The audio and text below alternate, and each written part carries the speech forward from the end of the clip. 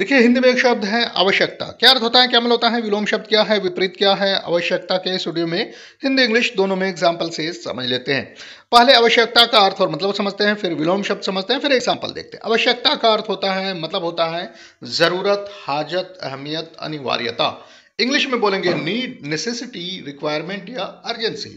Opposite है विलोम शब्द है अनावश्यकता, गैर आवश्यकता, गैर जरूरत, जरूरी नहीं।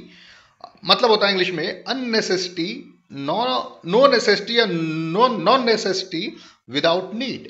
समझते एग्जाम्पल से जिन्हें बोलेंगे प्रयोग करेंगे सेंटेंसेस में। जल्दी करने की आवश्यकता है, देयर इज नेसेसिटी या नीड टू रश। अपोजिट है जल्दी करने की कोई जरूरत नहीं, आवश्यकता नहीं, there is no need to rush या there is no necessity to rush. तो यहाँ पर देखिए नेसेसिटी और नो नेसेसिटी एक दूसरे के अपोजिट में प्रयोग किया गया है। ठीक है दोस्तों, आज के लिए इतना ही। Thanks for watching Educare desk.